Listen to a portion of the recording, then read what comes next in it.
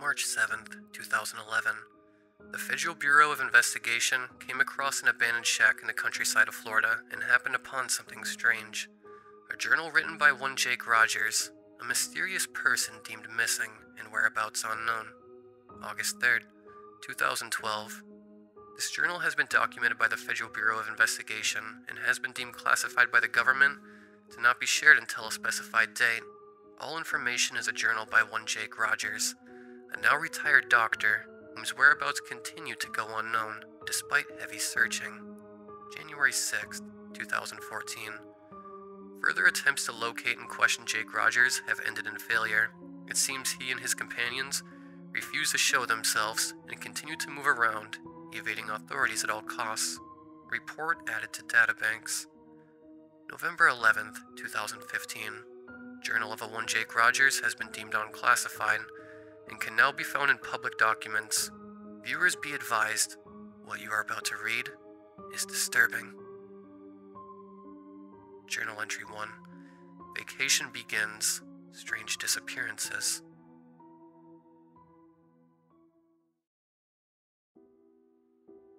Long trips had always been fun to us. We worked rather draining jobs, so when we decided on our next vacation, we were excited about it. I and my wife had originally planned a trip to one of the more common beaches in the Bahamas or Florida, but we decided on a much more secluded place to be away from the masses. We're both a bit on the antisocial side. Public resorts and beaches tend to give us anxiety. We were content as we got the trip for an exceptionally good deal. We planned to leave sometime during July before it got too hot in August, but some issues with the family cropped up and we had to reschedule by a week. This was annoying but manageable, as we were planning to be gone at least 2 months. At first, we were worried we wouldn't have a view of the water, but soon we learned that the place recently got renovated and had a brand new inn made for people seeking the more eye-candy getaways. This was the main reason we chose this place. Because of where I and my wife lived, we had to take a flight there. It was cheaper than driving the entire distance, as gas prices here easily skyrocket to stupid levels, and is despised by our family with the most white-hot of passions. Before leaving, we left our 2 kids with their grandparents and told them when we'd be back, saying our goodbyes, as our kids had puppy eyes begging us not to leave. Now, I wish we had listened to them, for I fear we will never get to see them or our kin again. The journey to the airport itself was the most stressful part of the trip, as going through customs always ends with people thinking I was a damn suicide bomber or something. I'm sure most people wouldn't know what I mean, but you always have to be scanned for metallic objects and dangerous chemicals before you can even board the plane itself, which can also take forever, especially if the airport is crowded. Unfortunately, we were packed so tight, there was barely a foot between us all. A good 30 minutes passed, and we were finally allowed to board our plane. For those of you who are unaware, this is a private 3-man plane which consists of me, my wife, and the pilot, so you can guess it isn't that big.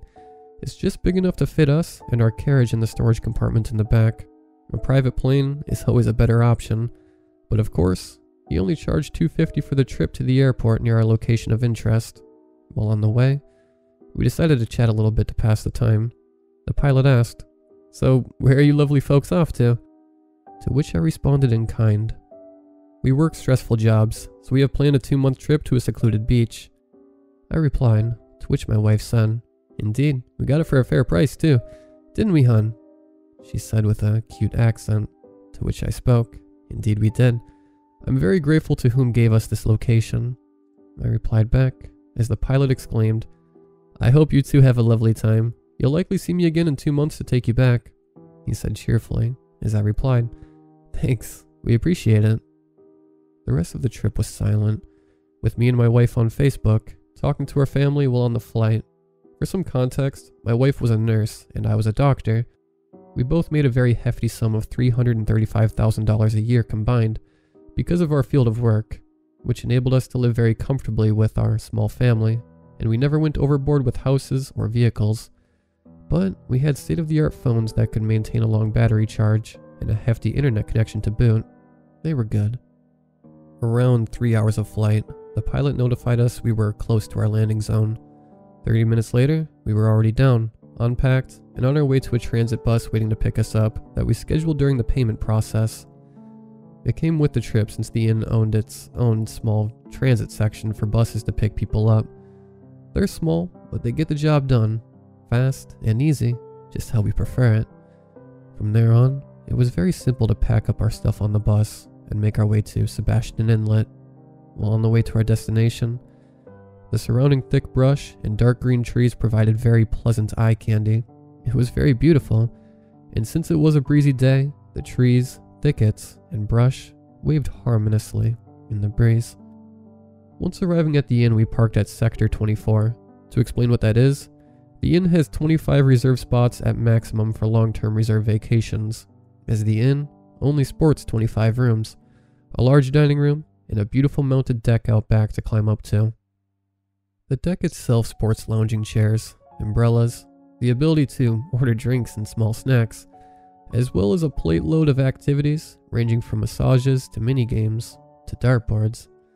Inside the inn is where the majority of the fun happens, serving up rare and exotic dishes from all around the world, with many talented cooks and waitresses. Our first day was precise as most would expect. We sat down, had a meal or two, and indulged in some of the delicious, exotic desserts they had to offer us. Unfortunately, we weren't able to spend much time in the inn dining area on the first day, as we had spent most of the day traveling, and we were frankly too tired. We decided the next thing we could do before heading back to our room is play a few mini games, like beanbag toss for example. I and my wife were up against another couple, and we scored top by beating the opposing couple by a good 23-12. Back home, we love playing this game as a pastime, so we're both very adept at it. It was 8:30 when everyone decided to turn in, so I and my wife followed suit. A waiter stopped us and told us that our room was room 24, the same corresponding number as our parking spot outside. I thanked the waiter for letting us know, as we were really tired and ready to turn in. I wrapped my arm around my wife, and we both walked casually down the aisle, sharing our opinions on the trip thus far. We knew after the first day it was going to be awesome, but we'd soon learn we were very wrong. How could we have been so blind? It was obvious by the low payments on this trip that something would go wrong. No use in bickering over it now. Not 2 days after arriving at our vacation spot in Sebastian Inlet, Florida, we started to notice some strange happenings. It was very apparent by the circumstances that were unfolding right before our very eyes. We grew nervous, unable to focus, and even worse still, we felt so isolated, so disconnected from the world we had left behind. Around 5 hours after falling asleep, roughly 2 a.m., we noticed some strange noises coming from way down the hall. It was muffled, to say the least. We didn't think much of it, of course, after all. Most couples come here to get away, but also to have a little fun without their kids around to hear or intervene. It felt like 10 minutes or so, and the sounds finally stopped. Before long, we were back asleep, not thinking much of it, of course. The next morning, we decided to head out for coffee. The morning sun peeled through the blinds in our bedroom window. I rose out of bed, greeting the new day with a fresh smile, and decided to let my wife sleep for a bit longer. She deserved it, given how hard she works. I left her a note telling her I went to get some coffee for us both. Upon leaving the dorm room, I hooked a right turn and made my way back down the aisle we had traveled down the night before. The rooms were numbered from 1 to 25. The last room, 25, is the one to our left. Room 25 was empty, as no one had supposedly taken up that spot in the inn. It didn't cross my mind once more after that. As I made my way down the aisle, I noticed room 1 at the very end was vacant. This wasn't right. I knew there was someone in that room last night. Where could they have gone? I pondered on it, and concluded that perhaps they only registered one night and were locals. I continued to the dining room to grab some coffee. It was free with the trip, mind you. After that, I made my way down the aisle again, back to my dorm room. By the time I made it back, she was awake, washing her face with warm water. I could never get over how gorgeous she was, even without makeup. Her long, black hair dangling over her shoulders, and those deep blue eyes. I then had the idea to document the entire trip in a small journal I happened to bring along with us. I was uncertain it would have any use. Now, of course, I'm glad I decided to bring it with us. I walked over to my wife, handed her the cup of coffee I got for her, and sipped on mine. "How do you sleep, love?" she asked. "I slept alright, hon. What about you?" I replied, to which she responded, "That's good. Did you notice anything last night? Any sounds?" She said lowly, "Yeah, the people in room 1 decided to vacate last night," I responded. She nodded in understanding, and we took it off our minds. The rest of the day we continued as normal, enjoying the delights of the inn. We were finally allowed to go back on the beach since our schedule was now cleaned up, and ready for a long 2-month relaxation of no responsibilities.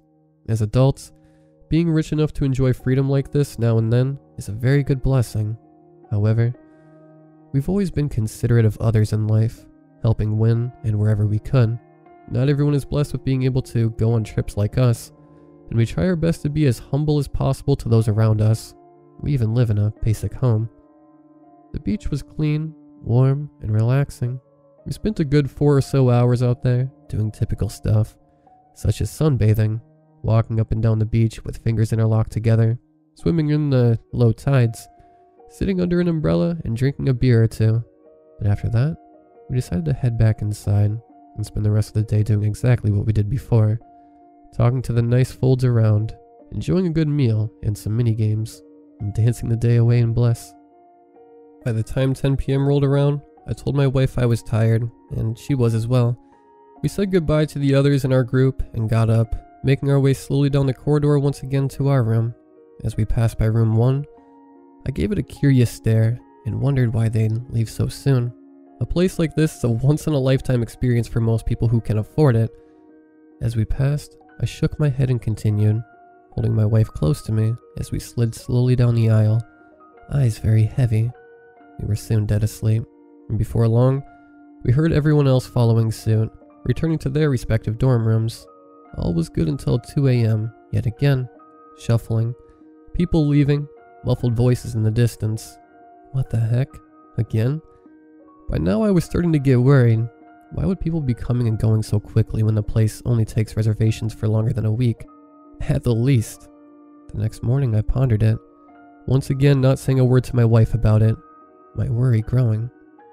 Could something paranormal be going on here? I've never been an avid believer in ghost stories and horror movies, merely believing them to be nothing more than entertainment. I wrote it off as just people being pricks at first, thinking it would end. It did not. More nights passed, and every night someone was taken. One by one the rooms were emptied, the place quickly becoming vacant. What was worse was that the staff were growing more and more mysterious. I couldn't stop my worry. 10 days passed, and every night someone was taken. It never stopped, and by the time night 24 rolled around, we soon learned why people were disappearing. On the 24th night, we were the only ones left in the inn. My questions, combined with my restlessness, put worry in my wife's heart. I tried speaking with anyone to find out what was going on. None of the staff replied. It was almost as if I was not even there to them. They remained silent as statues, going on about work as if we never existed. I had tried canceling the trip, but none of the staff would respond to us. See, this inn trip can only be canceled by signing out through the inn's manager, who was nowhere to be found. Perhaps he was busy elsewhere. But no, this is his job. He's supposed to be here at all times during the weekdays. If we tried to leave without consulting the manager, then the contract we signed to take this trip would be revoked and give them the right to take us to court. I was stupid to believe it would all be fine. That night we slept like rocks, but soon I heard rustling down the aisle. Perhaps my wife had got up to get a drink. I sleepily looked over, my eyes still heavy and crusty from sleeping, to see her beside me still, sound asleep. I shrugged, assuming it was the staff team, perhaps cleaning the aisles, and trying to remain positive about things no matter how mysterious the circumstances were. I heard nothing from that point on, but by the time 2 a.m. rolled around, again, is where we learned the truth. The door was slammed open quick as a flash, startling me and my wife awake. But we didn't have time to react as 2 black figures had rags with chloroform on them and pressed them against both our faces. I struggled with all my might to be let go, but soon passed out. Their speed was so fast it was inhuman. I woke hours later to find me and my wife were both tied up inside a massive cage. We weren't the only ones in the cage. We saw the others whom we thought left, but we were kidnapped. I looked around, and they were all beyond scared, their eyes wide, some crying and some struggling and screaming, begging to be let go. I had never been so terrified in all my life. I felt like a cornered animal at that very moment, and all I could do was give my wife something to lean on. She was terrified and bawling her eyes out. I felt the warmth of her tears trickling down my neck as she buried her face into it. I felt so many emotions: anger, terror, sadness, concern, helplessness. Journal entry 2. Imprisonment and transportation. The cage we were in, it was unlike any I had ever seen before. It looked alien in origin, completely different from any known material I had ever seen before. As a doctor, I know a lot about organic tissue. The cage itself was made out of something alive. Everyone else was unable to notice as they didn't know what to look for, but I saw what looked like pores and some skin-like wrinkles. The texture was slippery and smooth to the touch. I couldn't fully grasp what it was, but it felt like an octopus. Outside the cage looked like a large, conical room. From what I could tell, it looked as if we were inside a cone-shaped object with rounded off ends. It felt like we were moving, and I heard creaking sounds from the object as if something was pushing against it from the outside. Were we out at sea? I may enjoy going to the beach, but as far as being in the ocean, I despised the thought of being in a void of water, to where I could not see the bottom. Could we have been in a submarine? My mind hoped so. To my horror, the seasick feeling rolling around in my gut told me otherwise. I looked at the walls of the large cone-shaped object we were inside, and I grimaced at the sight I saw. From the minimal lights in the structure combined with my squinting, I could make out what looked like veins pumping blood all around in many different directions. The color of the thing appeared to be that of deep green, almost black like seaweed. My eyes looked up and I nearly threw up with what I saw. Tendrils were swishing around on the ceiling, and they were pinkish in coloration. The scary part, however, was the fact they were covered from tip to tip in barbs, and I saw one as clear as day moving down to a cage in the center of the room. I heard echoing screams of terror as the tendril reached into a cage and slammed tight around a person. The voice sounded like a woman, and another, a man. I saw blood shoot out from the puncture marks of the barbs, and I looked away, throwing up violently. As soon as I recomposed myself, I dared to look back, trying to control the intense feeling of horror and helplessness in me, but I couldn't. The tendril squeezed the woman like an anaconda. I heard bones cracking under the immense force as the tendril then rapidly retreated into the darkness above us. A massive mouth opened up at the top, revealing huge teeth, and a nearly endless pit upwards as the tendril threw the corpse of the woman up and proceeded to eat it. I started losing it. I banged on the cage with all my might, screaming, begging to be released from this hell, but it was useless. I recoiled and broke down into tears. I could feel my wife trying to comfort me, near losing it herself as I remembered grasping her and hugging her tight. I felt her tears hit my skin once again. It felt awful. We didn't deserve this, but it was happening. I looked up, trying to find out more about the place, and I saw far more cages than I did originally, my eyes stressing hard against the dark. There must have been at least 100 cages in this large, living organism, each one housing around 50 people each. It was now evident to me that there was thousands of people trapped in this creature, but woe unto us. It was only just starting. More and more people in the center of the room were being eaten, presumably to keep the transport creature sustained, while the rest of us were being moved somewhere. I had no idea where we were anymore. I tried looking at my phone, but got no signal.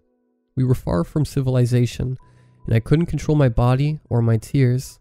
So many people were trying to break the cages to no avail. Some were even trying to scale them. It was a horrific sight to behold, and the only solace I and my wife had was that our family was safe.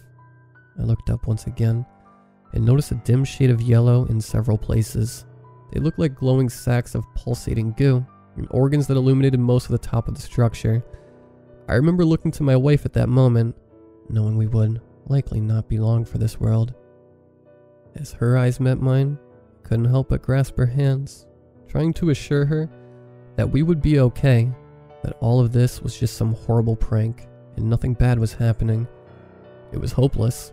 The reality of our situation soon set in stone, and I could feel everyone around us come to acceptance with their fate. As over time, the screaming stopped. People had begun to lose the will to struggle against it. Tendrils picked the ones in the central part of the room off one by one, until only a handful were left. I held my wife, at least somewhat happy she was beside me. Even if we did die there, we'd be in each other's arms, like many couples in the past, holding hands till death do them part. I could hear the whimpering and crying from wives here and there, or even the banging on the cages by a few male inmates.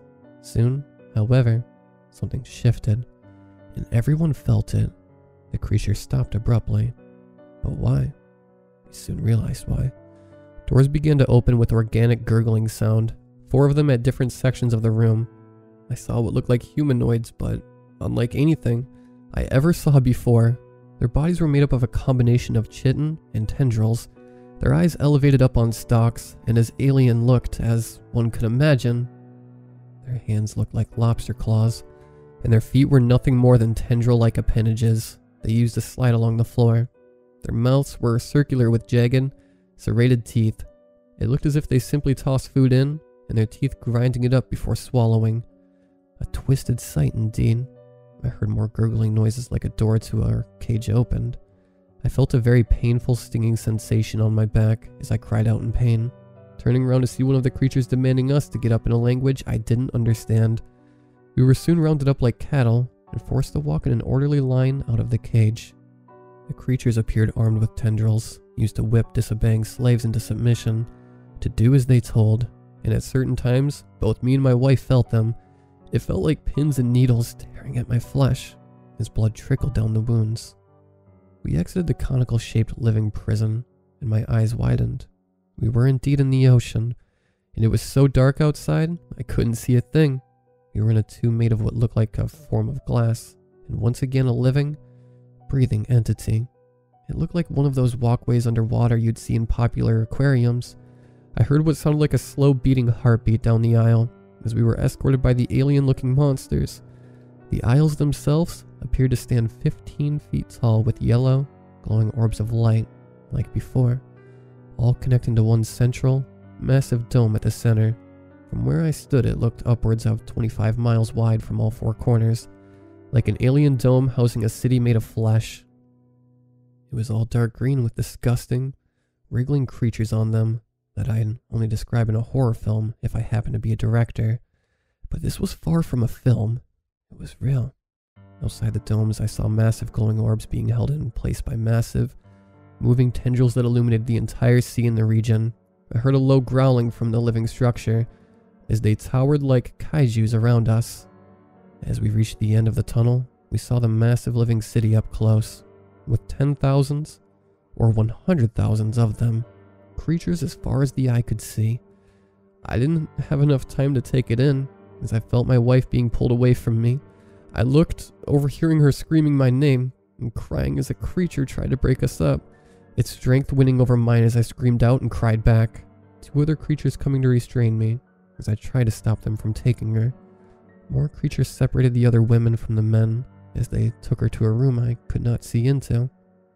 Us men were moved elsewhere. We were led, most of us in tears and unable to fight back, down into what looked like a cavern. The creatures forced a form of pickaxe into our hands and forced us to start digging new areas down into the ground for what must have been breeding grounds for these things. We worked for what felt like hours before being allowed to leave to take a break, given a tiny dorm room to recuperate in. In the distance, I heard women screaming, and what sounded like clapping noises.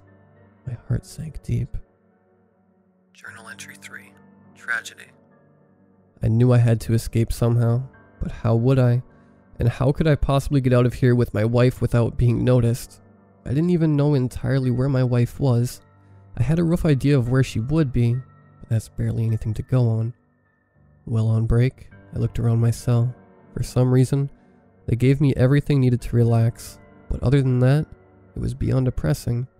The fact I was imprisoned miles beneath the waves in a place I never knew existed was haunting. I started remembering things my dad taught me. He's dead now, of course. but I am certainly glad I learned strategic things and combat abilities from him. As for my mom, she was also in the military as a computer hacker and communications officer. Between the two of them, I learned a lot. I was able to secretly fashion a lockpick out of things in the room, and during the nights, I would use what I made to sneak out and look around. The creatures slept like normal humans, and most slept in strange pods. The pods themselves were organic just like everything else, and very few things were made of metal or other alloys. My guess is certain organic tissue is very durable against the stress of the ocean. As far as technology goes, they seem to be just as advanced, if not more so, than us humans. On the first night, I simply walked around cautiously. The few guards that were stationed were pretty much unable to see well in the dark, so I could use that to my advantage. They took a liking to dark environments. Not only that, they didn't have eyes. They had sensory organs I could evade rather simply.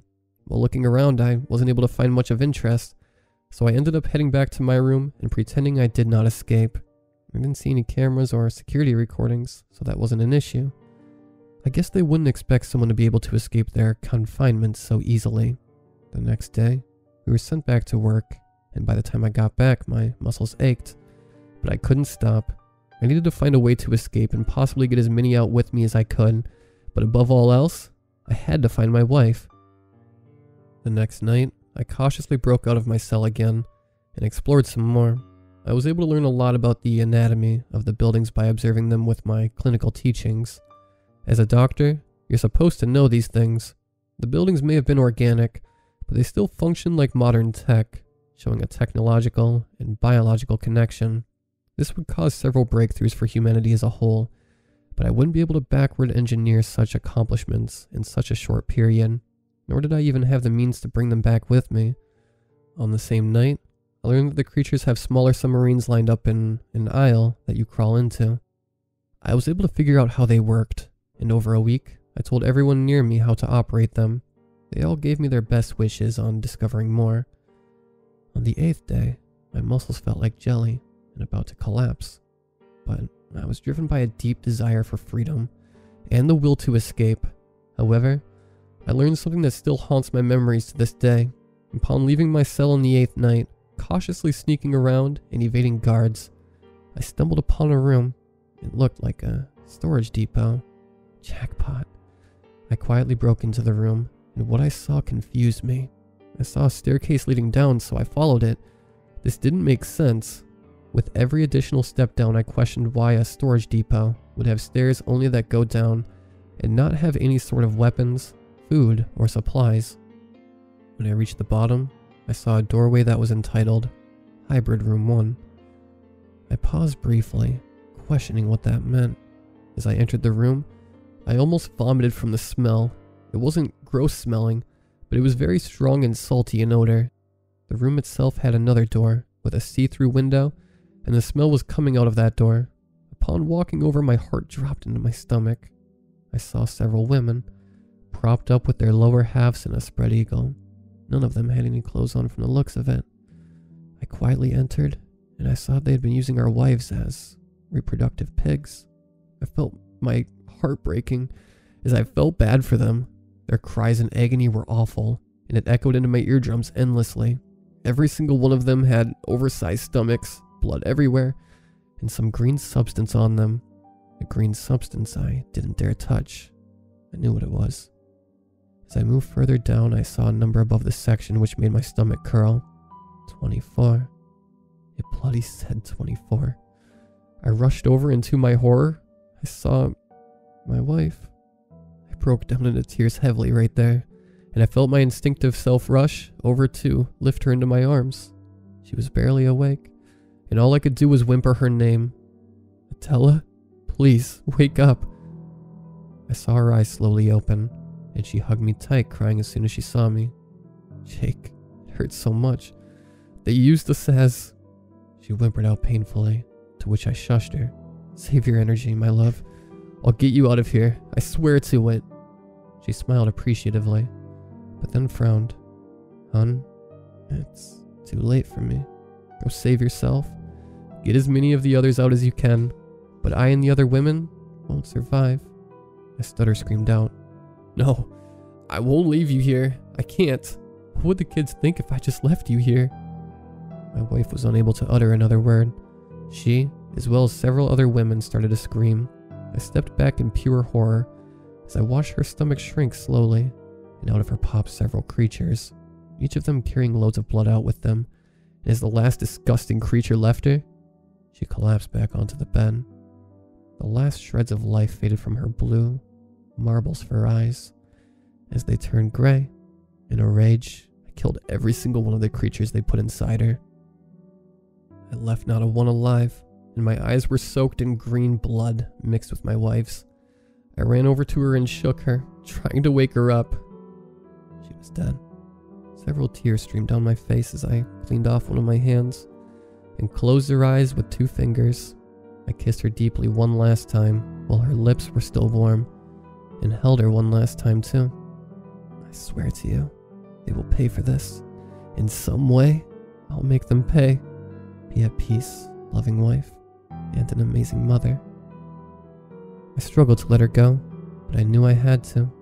I forcibly pulled myself away and cleaned up the mess I made, as to make things seem like they didn't survive the birth process. I then returned the doors to their places before I entered and quietly made my way back to my cell.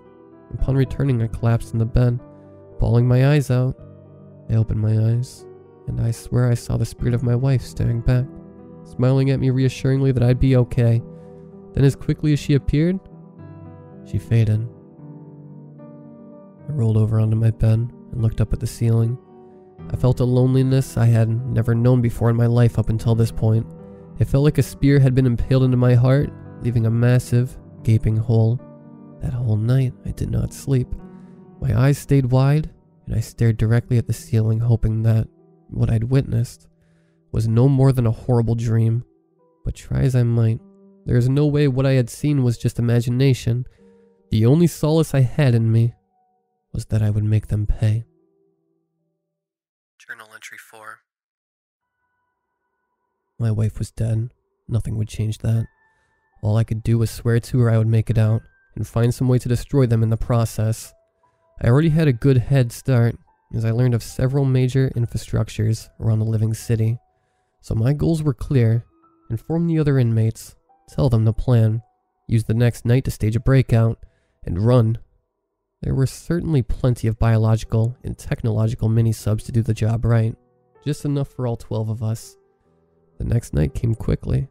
Once I explained the plan to them, I quietly broke all of their cage locks and told them to get ready.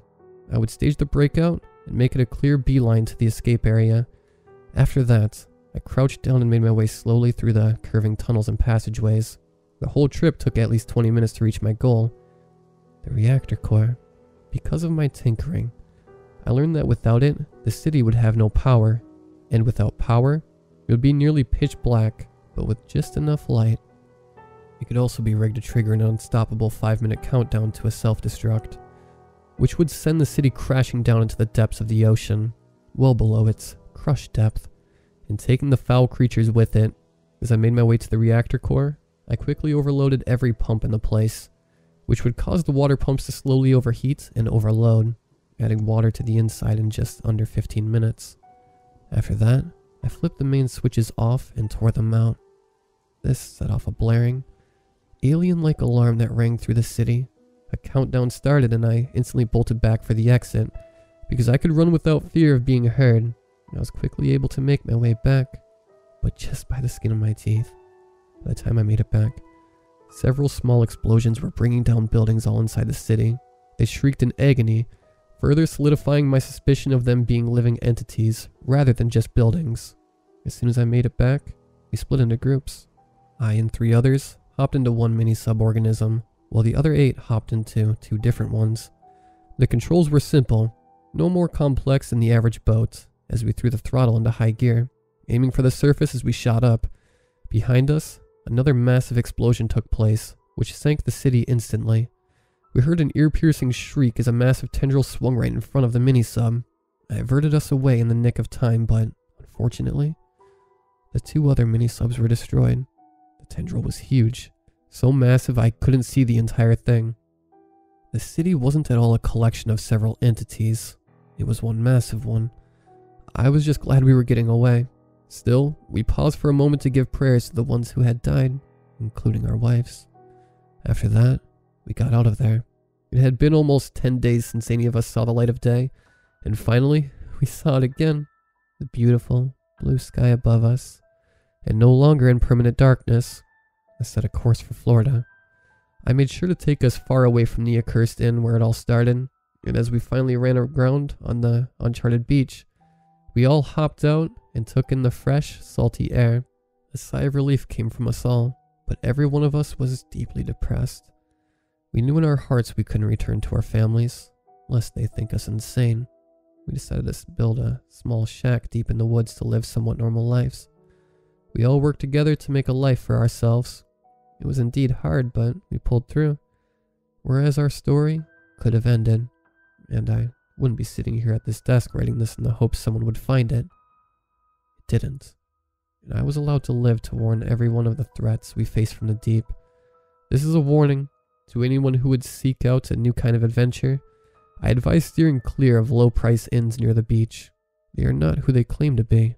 Stay safe, and do not trust the ocean. To whoever finds this, I urge you to inform the public of these happenings. The last thing I want is for others to suffer the same fate I and my friends did. I know they'll try to find us, but it won't work out in your favor. We don't wish to be found. Just please heed our warning. End this nightmare once and for all. I shall leave the coordinates for the location of roughly where we were. The navigation computer on the still functioning mini-sub should prove useful. December 16th, 2016. Further investigation shows a large crater off the coast of Florida, roughly 10 miles across. Corresponds heavily to the writings of Jake Rogers in his journal, entailing his story. Further investigations has been classified. Region considered a major hazard zone. All military personnel are set up to a permanent perimeter around the described location until deemed otherwise. Termination of investigation complete. Proceed with Task 2.